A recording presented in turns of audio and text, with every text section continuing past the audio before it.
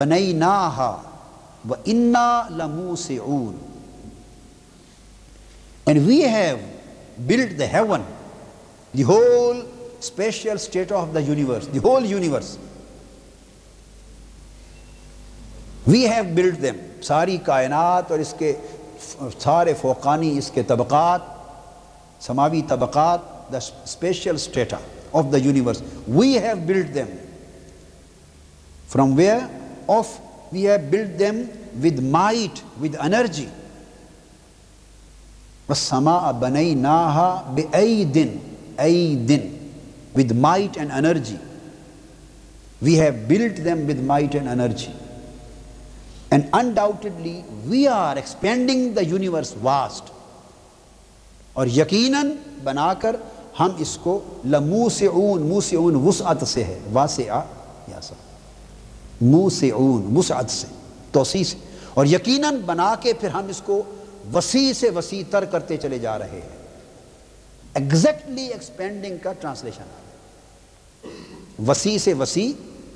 پہلا لفظ تھا یزیدو، اس کے والیوم میں، حجم میں، اس کی جگہ میں اضافہ کر رہے ہیں، بڑھا رہے ہیں. اب آگے ہم اس کو وسیع کر رہے ہیں. We are expanding it.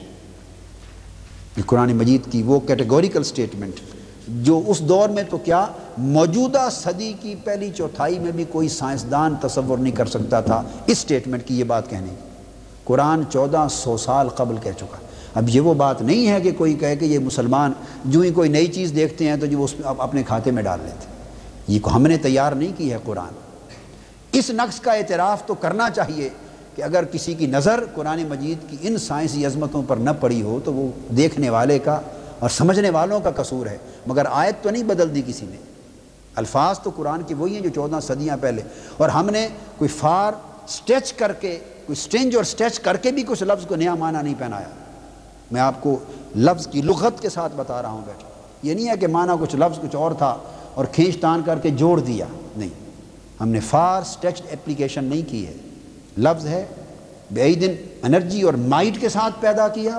وَإِنَّا لَمُوسِعُونَ، اور یقیناً ہم اس کی توسیع کر رہے ہیں، اس کو وسیع سے وسیع تر کرتے چلے جا رہے ہیں. The process of expanding of universe is constantly going on.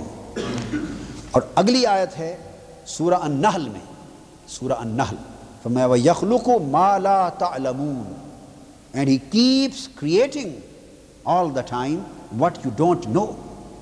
اور وہ ہر وقت نئی سے نئی مخلوقات پیدا کرتا چلا جاتا ہے اور تم جانتے بھی نہیں ہو.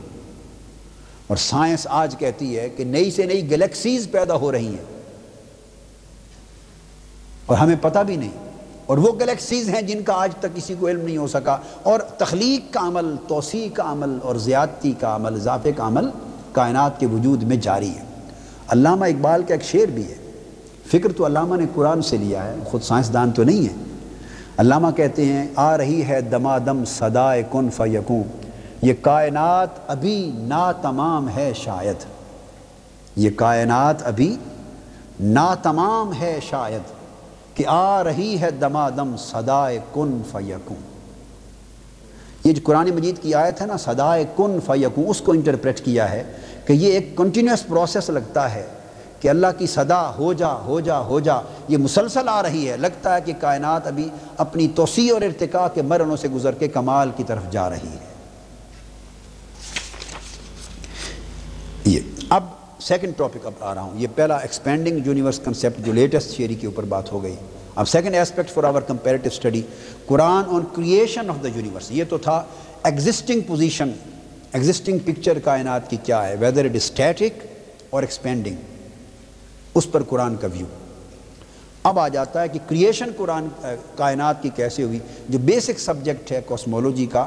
اور ایکچولی اس سبجیکٹ سے ایسٹرو فزکس اور اسپیس اینڈ ٹائم اور تھیوری آف بلیک ہولز اور ساری کی ساری پھر آگے نکلی ہے اس بنیاد پر کہ کائنات کی تخلیق کیسے ہوئی.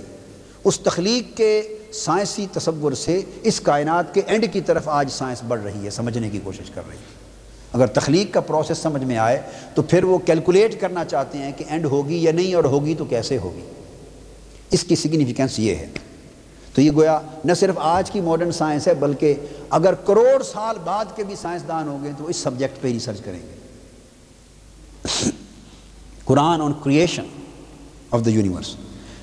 اب اس میں جو بات بڑی بنیادی ذہن میں رکھنے والی ہے وہ یہ، اس کے اوپر ایک چیز ذہن میں رکھ لیں کہ ایک بات جو سیٹلڈ ہو گئی وہ یہ ہے کہ سینچریز کی ریسرچ کے بعد آج اس صدی میں modern science, cosmology, astronomy, astro physics, یہ سب چیزیں اپنے آئیڈیاز کو ڈیولپ کرتے کرتے یہاں تک پہنچے کہ وہ کہتے ہیں کہ in the beginning the whole universe was in the form of zero volume singularity.